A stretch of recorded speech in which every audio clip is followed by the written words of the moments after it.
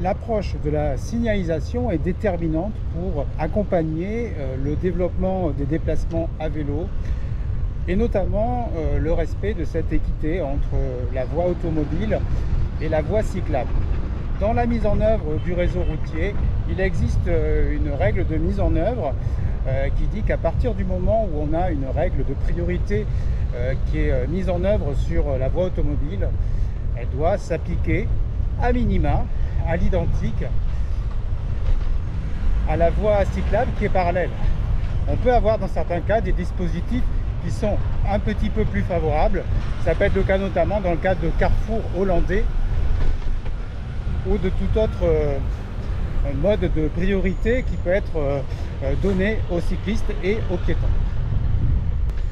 Alors aujourd'hui, on va voir deux petites modifications ou mises en place qui traduisent justement cette inéquité et cette non-application de cette règle. Ce genre de situation se traduit souvent par un stop ou un céder le passage que l'on va rajouter au cycliste, alors soi-disant pour le protéger. Mais dans les faits, c'est souvent donner la priorité à des voies et ça rend donc l'approche du dépassement cyclable totalement déloyale par rapport à ça. La deuxième application qui est assez courante, c'est l'utilisation du feu appel cycliste. C'est un feu où on a un bouton qui permet de déclencher un appel, un peu comme ce qu'on retrouve aussi sur certains passages piétons, et qui est censé se déclencher lorsqu'un cycliste va appuyer sur le bouton.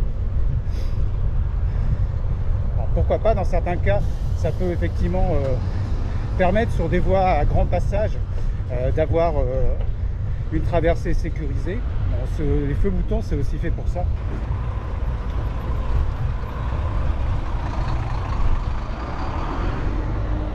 Par contre, dans la mise en œuvre de ce genre de signalisation dans des schémas plutôt urbains, on va souvent les retrouver à des endroits où le cycliste va perdre sa priorité par rapport à des automobilistes. Donc on a une voie parallèle, un feu tricolore, et à cet endroit, on va mettre en place, en plus, pour le cycliste, un feu à appel bouton. Ça signifie souvent que lorsque l'alternat se fait pour les automobiles, mais il ne se fait pas pour les cyclistes. Donc là, on a une perte là aussi de priorité qui est contraire au code de la route.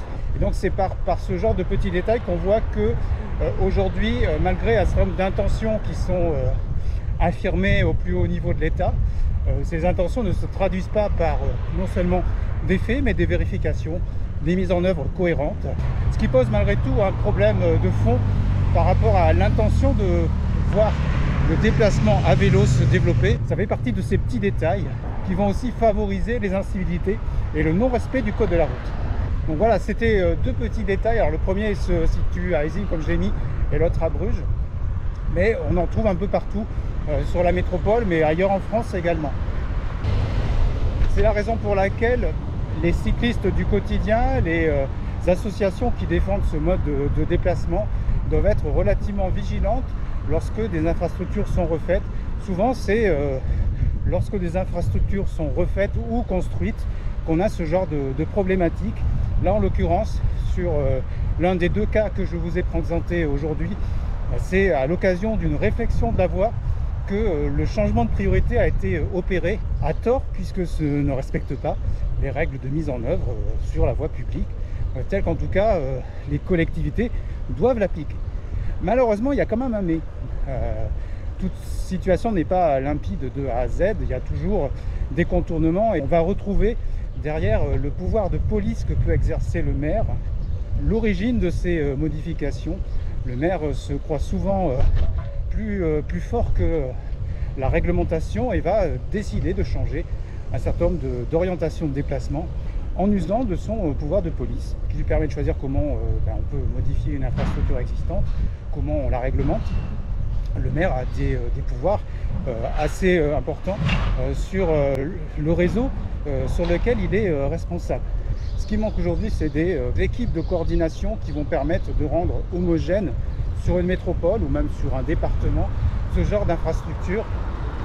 Une infrastructure qui n'est pas respectée, c'est souvent une infrastructure qui n'est pas comprise ou qui n'est pas facilement applicable ou en tout cas pas cohérente avec le schéma de déplacement qui est attendu par les usagers.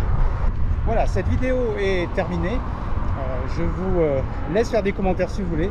Et moi, je vous dis simplement à bientôt pour de prochaines vidéos.